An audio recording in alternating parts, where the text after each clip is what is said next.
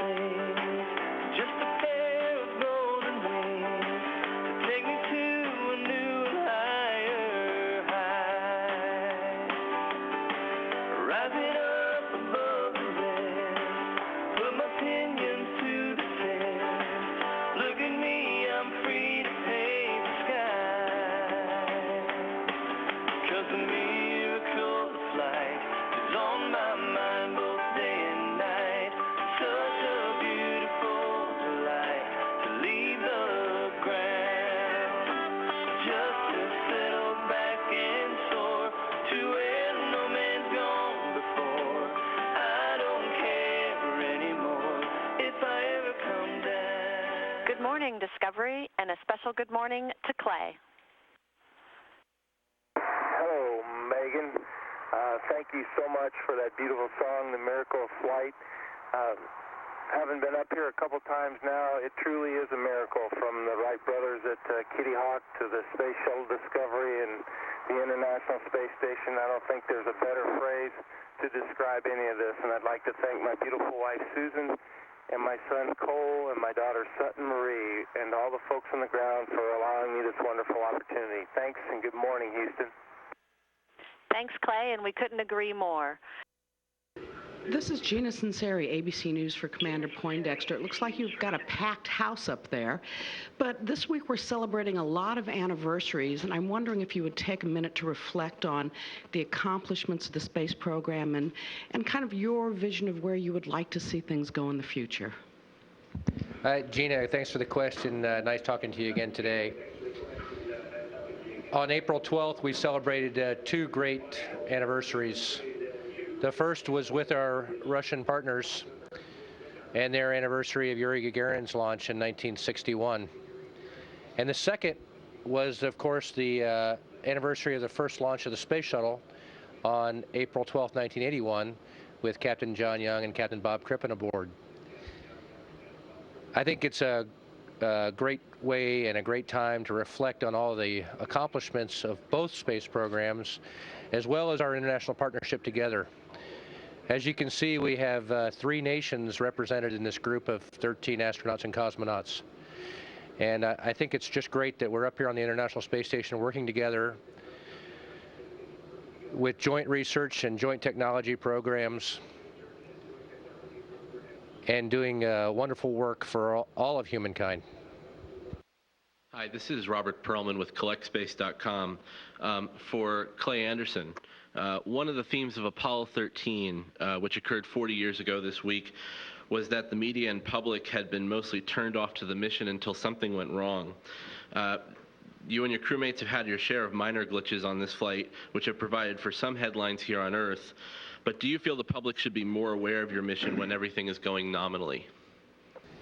Well, I think, yes, they should. You know, what we do here is special. What we do here is difficult. And what we do here is a great example of what humans can do if they work hard, if they work smartly, and if they work together. So, yeah, I'd really like to see everybody pay more attention when we're up here, regardless of whether things are going well or whether they're going poorly. And a question for Dottie Metcalf-Lindenberger. Looking at the photographs when you attended Space Camp and thinking of the campers that have now followed you and are there now, can you give a sense of how real spaceflight compares to what you thought it would be like at age 14? It certainly looks like you're having just as much fun. Well, when I was at space camp, one of my simulations was to be in the lab, and it was more of a space hab on the shuttle. But I have actually had a chance to go throughout ISS and see the experiments that are going on. Our flight, we don't have time to participate in the experiments. That's what the ISS crew is for. But this is what I would have imagined as a 14-year-old that a space lab looked like. And the shuttle ride was very exciting, nothing that I could quite ever imagine. But I hope that all students out there, whether you're attending space camp or not, are interested in pursuing their passions. Marcia Dunn of the Associated Press. Probably for Commander Poindexter. I'm wondering if you have any plans or hopes of listening in real time to the presidential space policy speech that will be going on at Kennedy Space Center tomorrow afternoon. You'll still be up. It'll be close to bedtime, but I didn't know if Mission Control is going to try to accommodate you. And do you feel a little removed being up there and missing all the space goings on down here with the new policies being announced? Well, that's a good question. We're real busy, as you know, on orbit with our transfer operations, and tomorrow is a big day where we put the MPLM back in the payload bay. We're keeping abreast of all current news. The Mission Control Center sends us news every day. Here on Space Station, they have a lot of assets that allow us to get current news. So, yeah, we're staying abreast of most of the current news. And as far as real time, I don't know of any plans to tie us in for that at all. Thank you. And question for any or all of the 4 upside down women. You look upside down from this point of view anyway. How is it having a crowd of 4 women in space all together at the same time? What does this say for woman power? Well, it's certainly a pleasure to be part of a mission with 2 additional women, or 3 total women on the shuttle, and joining Tracy Caldwell on the space station for 4 women in space total. And it really is a testament to the hard work of women. We've had the benefit of the mentorship of many women in the astronaut office, now reaching over having 50 women in space, and really is a testament to the hard work and accomplishments of women. And we hope to inspire young women to follow in our footsteps and to pursue their dreams. Have there been any advantages that you can see of having so many women on space for this flight? Well, due to discipline and background, we each bring a unique perspective and a different look perhaps at procedures or at activities. And so we really just believe that we bring an additional aspect to the mission. And it's just nice to be able to share this experience actually with all of the crew members, both the shuttle and the space station. Thank you. And final question from here at the Kennedy Space Center for either Clay Anderson or Rick Mastracchio. You had to struggle so much with those bolts over the last 3 spacewalks. You must be pretty tuckered out. How tiring was it? How tired are you today? And do you really need this day off? Well, it may have seemed like we're working hard, but actually as we were struggling with those bolts, we were just doing a lot more thinking than we were actually working. As we worked with Mission Control and the folks inside the space station with Dottie and the robotics folks to try to figure out a plan to get that tank in place. So it really physically wasn't too difficult. And today, Clay and I feel fine, and if necessary, we'll go out for future spacewalks, but hopefully none of those will be required. And we're enjoying our day off, or will, after this, and we're looking forward to more work and returning home shortly. It's Joe Matthew from Sirius XM Satellite Radio. Question for Captain Poindexter. With only 3 missions left, I just wonder what your feelings are, what kind of emotions you're feeling knowing that this will be your final shuttle mission and the program is winding down. Thanks for your question. I think all of us feel really, really lucky to be here. Very honored and very proud to represent our countries. And I think it's just a lucky experience that I wish more people could have. I feel really honored to be a part of the shuttle program and the legacy that the shuttle has brought. And we all hate to see it go, but as programs age and as vehicles age, it comes time to say goodbye to those and look forward to others. And it's time to celebrate all of the accomplishments that the shuttle program has brought over the last 29 years. Oh, hello. This is Nell Greenfield Boyce with National Public Radio. This is for the American residents of the station. Do you feel there's any need for more crew emergency escape spacecraft on station when the shuttle is not docked? Actually, we have quite a bit of confidence in the Soyuz that brought us here, and there is enough room in each Soyuz to bring us home in case of an emergency. So I think the one thing that we'll miss the most about the shuttle is, of course, the magnificent vehicle that it is, but the payload power that it has to bring up necessary supplies and spares, and that will be one of the most crucial things that we'll miss with having only Soyuz vehicles attached. But as far as our safety goes and our confidence in needing to evacuate in case of an emergency, I think all of us here and those on the ground feel very confident with the vehicles that we do have. To you all. This is Stacy Bivens with Russia Today. I'm wondering, how does it feel emotionally to be in space, living in zero gravity, and seeing the world in a perspective that most of us will never get to see? Now, TJ, this is your first mission. Are you mesmerized when you look out and see the Earth? And Oleg and Sayuchi, this is your second mission. How does it compare to your first? The first thing I can share with you is that living in space is a wonderful experience. As a kid, you sometimes dream about flying and floating and all that kind of stuff. We're actually living that experience now. You've asked a very insightful question about looking out and seeing the world. It is breathtaking. The cupola windows provide you a vista that absolutely stops what you're doing sometimes. I was working out on the weightlifting device that we use, and while I was doing that, looking through the window, and we passed over Chicago in a skyless, cloudless night, and it was so stunning I had to stop and just go take a look. It is spectacular. Okay, and also, Tracy, I understand that one of your hobbies is singing. How does being in space affect your vocal range? Would it be possible for us to get a la la la from you? Oh, no chance of that. One of my singing buddies is actually here with me in the front row, and when all the cameras are turned off and we get a moment of off-duty, she and I plan to crank up the tunes and do a little singing for our Max Q buddies back home. But there really hasn't been a whole lot of opportunity to do much singing up here since I got here. It's been full of adaptation and getting prepared for this crew to arrive. Hello, Ekaterina Reshkina Korolov, City Television. The question to Olikotov, you have received new crew members on board, and did it change the process of work and life on board of the ISS? It's a very interesting question.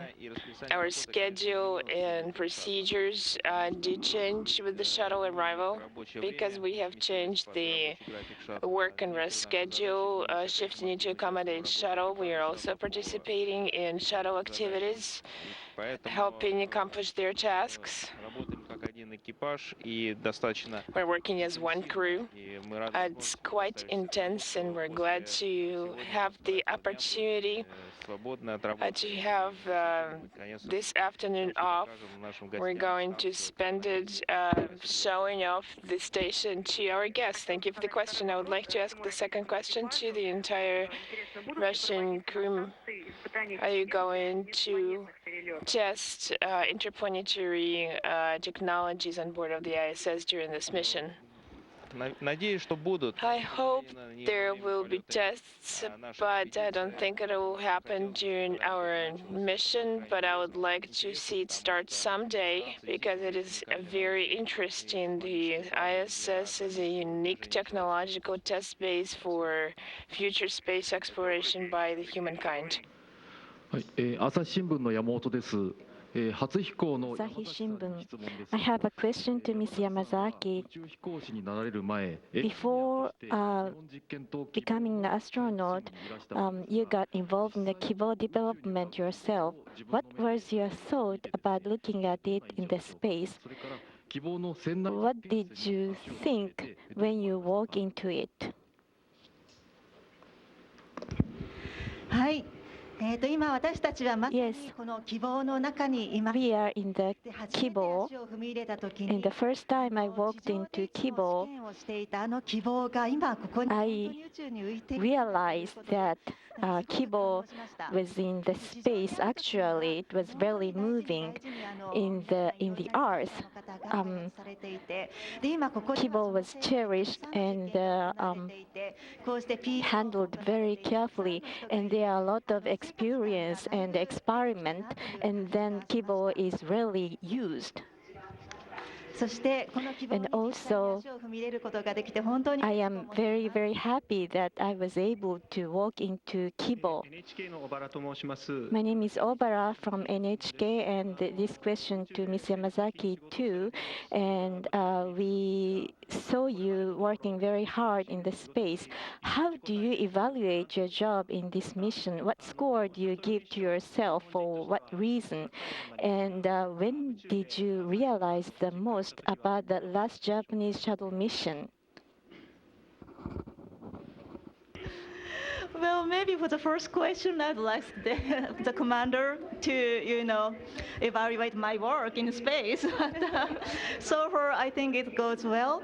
And thanks to all the team and all the teamwork on the shuttle and both on the station, the works are going well on time. Today we finished all the MPLM supply and return items. It's a great celebration, and 3 EVAs, and it's a great work.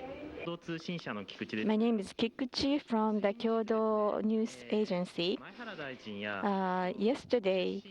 The day before yesterday, you had communication with Minister Maihara and other children, and you expressed the haiku and the earth flower are the children of the universe. And I heard that you were looking up the sky and the space since your childhood. After you came to the space, were there any change in your view of nature, life, and the way of thinking in general? Yes. When I was elementary school, I heard that the element consisting the earth or the universe and ourselves are the same. So it was a touching moment too. And when I came to the universe, I really realized that we are actually the part of the universe.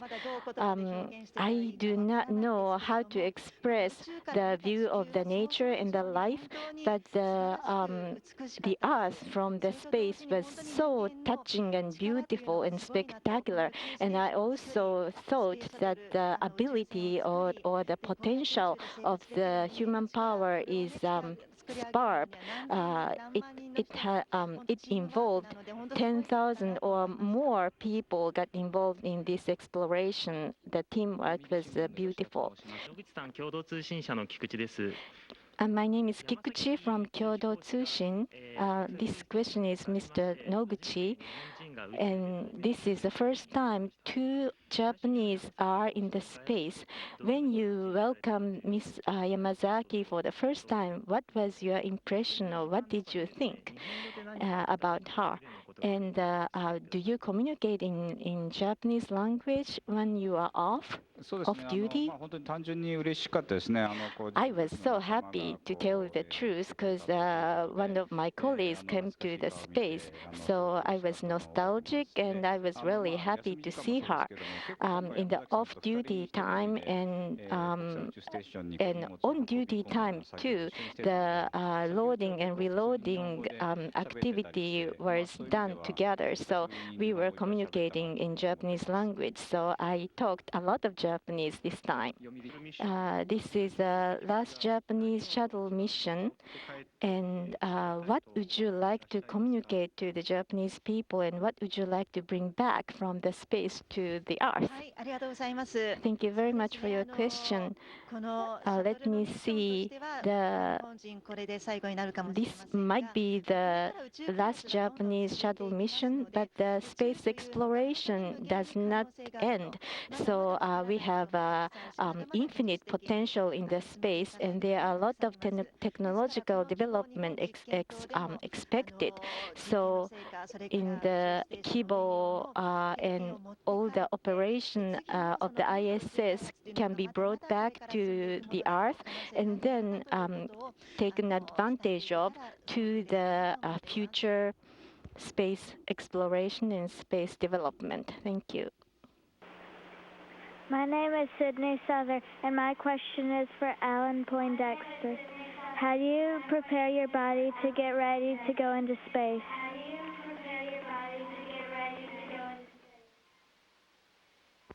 That's a really good question, and as you can see, we stay in shape. We work a lot, very, very hard during our pre-flight training period in the gym, doing a lot of physical fitness training, and we have people that help us do that. But it's important to stay fit and always do your exercise, both cardiovascular and muscle training. The environment of space is very hostile, and your body can degrade very rapidly. So we exercise before flight almost every day, and then we exercise during flight to keep our muscles up. My name is Jordan, and my question is for Dottie Metcalf Lindenberger. What science-related experiments will be conducted on this mission? And Jordan, that is a very good question. Obviously, we've come to the International Space Station, which is now a national laboratory, and but on the shuttle, we also do science experiments.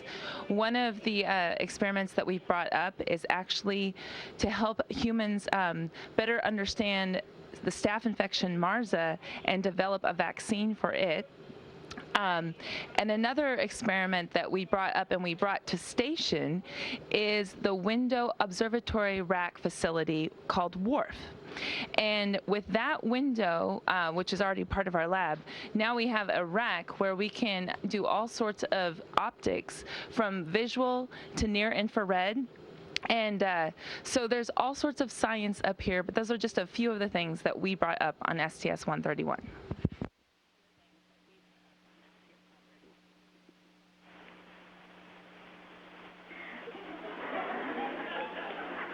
My name is Kendra, and my question is for Clay Anderson. What core or elective courses did you have to take in order to be an astronaut?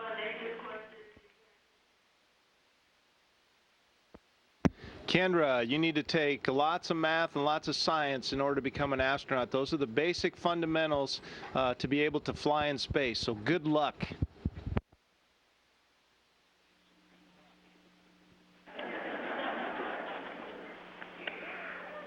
My name is Seven, and my question is for Stephanie Wilson.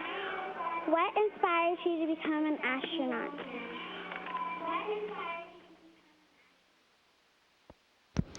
When I was 13 years old, I was given a school assignment to interview someone that worked in a career field that I was interested in. And at the time, I was interested in astronomy. I went to Williams College, which is very close to my hometown, Pittsfield, Mass. And I interviewed an astronomy professor there. And I talked to him about all of the work that he did. He got to travel around the world and view the heavens from different parts of the world. He was a teacher, so he taught, and he also did observations, and he did research. And I was very interested in the work that he was doing. Later, though, I became more interested in engineering and decided to study engineering in college. But my first interest in space was with astronomy.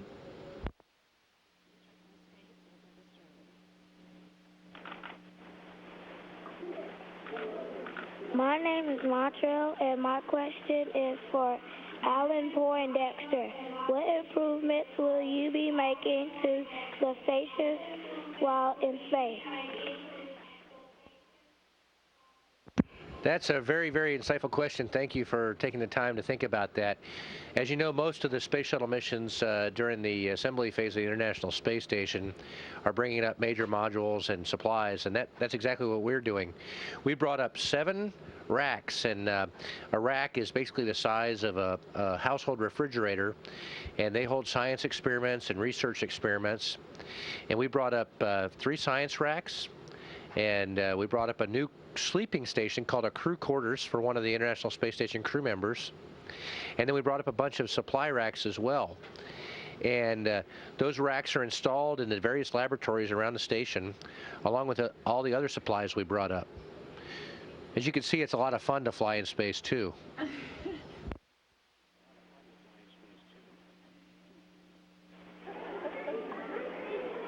My name is Cameron Lovelace, and my question is for Dottie. What do you like about being an astronaut? Well, you just saw it. I love floating around. That's one of my favorite things that I've been doing since I've been up here. Another one of my favorite things is looking out the window. Last night I got a chance to go to the cupola, which is a brand new facility that STS-130 brought up about a month and a half ago.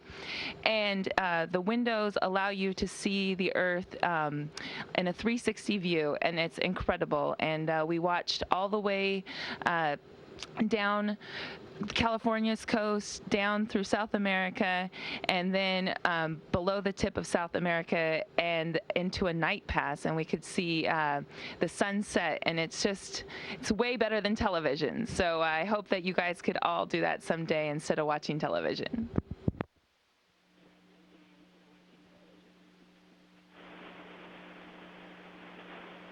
My name is Hannah, and my question is for Stephanie Wilson. How do you wash and dry your hair in space?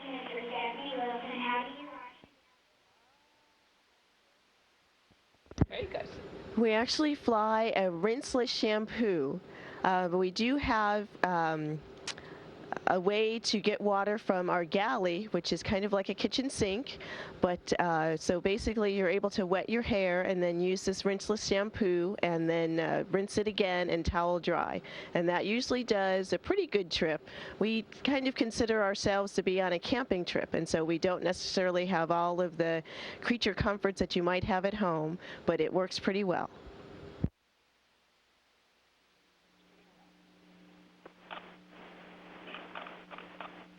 My name is Jacob, and my question is for Clay Anderson.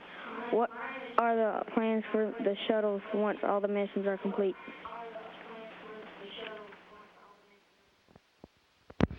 Hey, Jacob, first tell Hannah that Commander Poindexter and I, we don't need near as much water and soap for our hair as the ladies do. But, Jacob, all the shuttles, there are a lot of people competing to have those shuttles placed in museums. So I think for sure Discovery is probably going to go to the Smithsonian in Washington, D.C. or near there, and then the other shuttles are being competed for, and the folks that want to have those shuttles have to pay a lot of money because they have to be able to show NASA that they'll be able to take care of them and keep them looking good.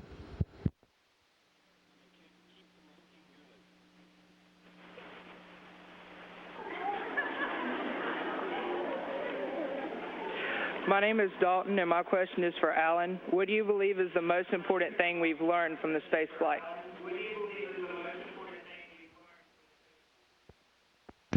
Well, as you know, a lot of things that we do now affect people a long time in the future. And when you students are grown and we'll know the full impact probably of what the research that we're doing now on the International Space Station is. But I think one of the most important things that we've learned about spaceflight is that we need to keep doing it. It's important for humans to always explore. And like Lewis and Clark explored the trails to the West Coast, we're now exploring space in low Earth orbit and hopefully soon to different planets. And you can see we also explore new and interesting ways to eat food and drink water.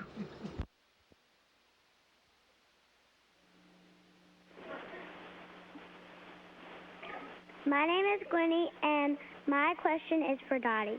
What kind of foods do you get to eat in space? Well, we brought a couple of examples that I'm going to have people show you here. First of all, we have a fresh food locker, and so we've got some tortillas, but you can bring up apples, oranges, but anything that might only last a couple of days, that goes in our fresh food locker. And tortillas are really handy. You can put eggs in them with hot sauce. You can put peanut butter and honey on them. You can make chicken fajitas, so they're very handy. Another thing that we eat is meals that are kind of like meals ready to eat. They're in a pouch like this. You just heat them up in our galley and just scoop it right out the top. No problem there. We have other foods that you have to hydrate in our galley. This is actually brand check cereal. It's got the milk. I don't think you can see exactly the milk in there, but you add 2 ounces of cold water and wait a few minutes, and voila, you have brand cereal. And I brought this item over. It's one of Stephanie's favorites. Some things just come in a package, and that's a brownie. I think Clay just stole it from Stephanie. But we have all sorts of different types of foods, and it's pretty good. I miss my salads and my vegetables from Earth, but other than that, I'm really happy eating space food.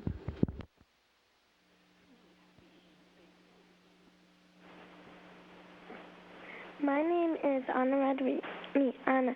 My question is for Clay Anderson. What does it feel like to sleep and eat in space?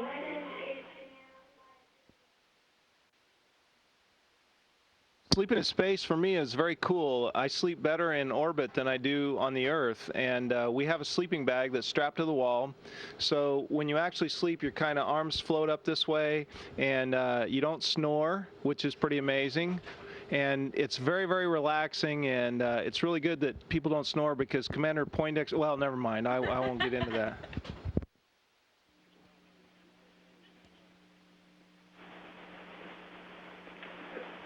My name is Christian, and my question is for Stephanie. What is the hardest part about your job?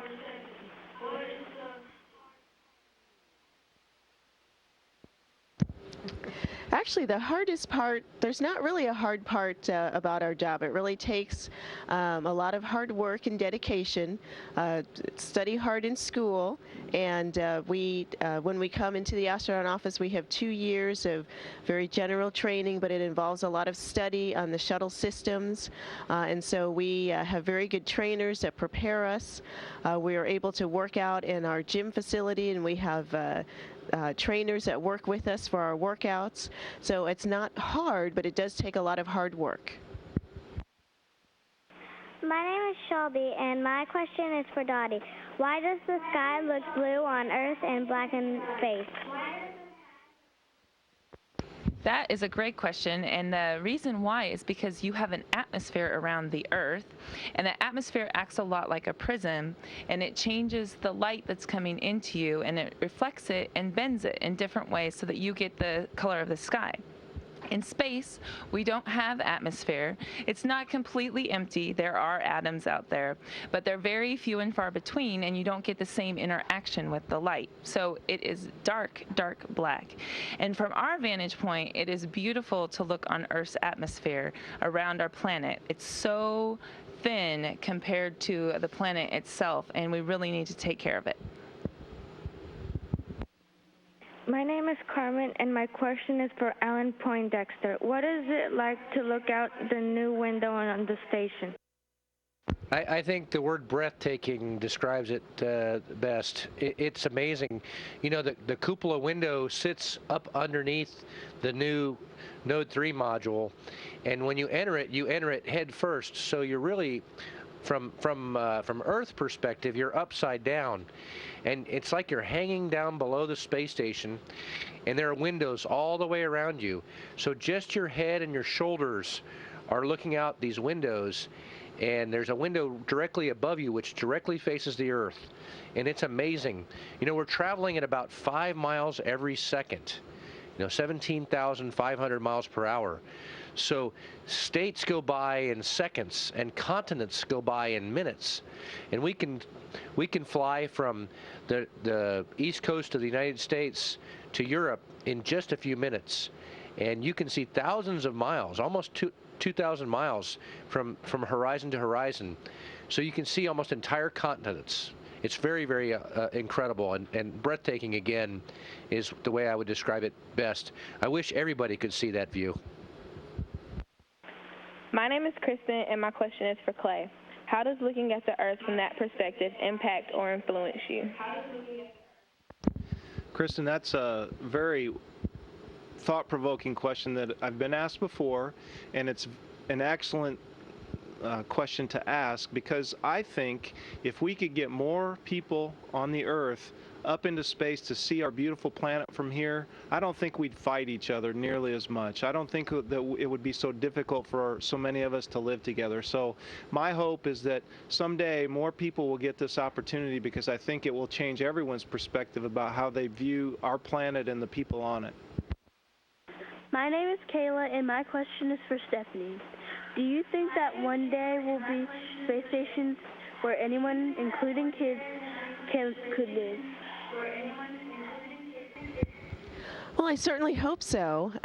Right now, we have mostly professional people, professional astronauts flying in space, but it's our hope that this will expand and that we'll be able to have more people, as Clay was mentioning, come into space, and perhaps even one day to include families and so forth. Much like with the airline industry, initially it was professional people flying airplanes, and now people fly airplanes for vacations, and families fly on airplanes. And so I would expect the same to happen for spaceflight.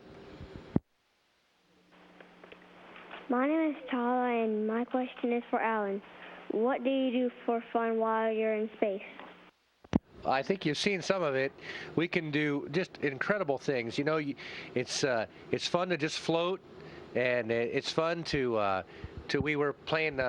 We had a little bit of time off earlier, and I think Mr. Clay has got a baseball, and we were playing baseball inside the space station, and it's really easy to hit balls a long way in space.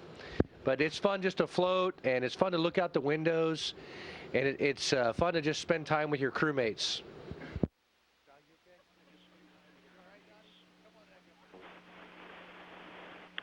My name is Brandon, and my question for Dottie, what goes through your mind before, during, and after a launch?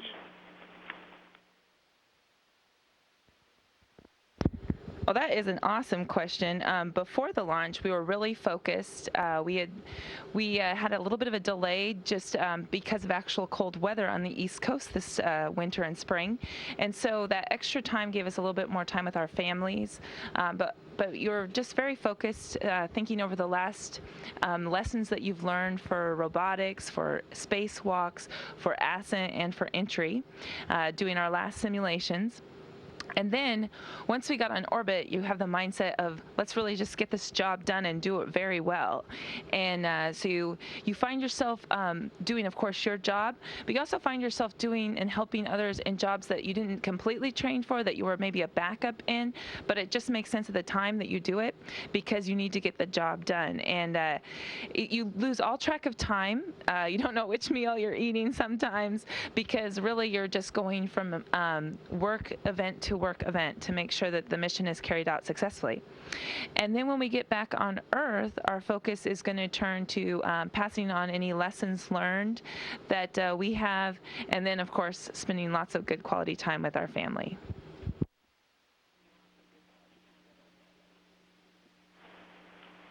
Crew of STS-131, this is Gregory Slate. We would like to thank you on behalf of Eastern Guilford High School. Students, please show them a round of applause.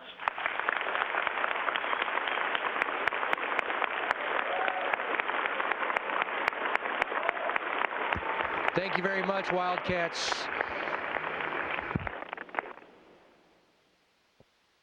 Thanks very much to the Wildcats at Guilford High School for joining us today on the International Space Station. It was our pleasure, and thanks very much.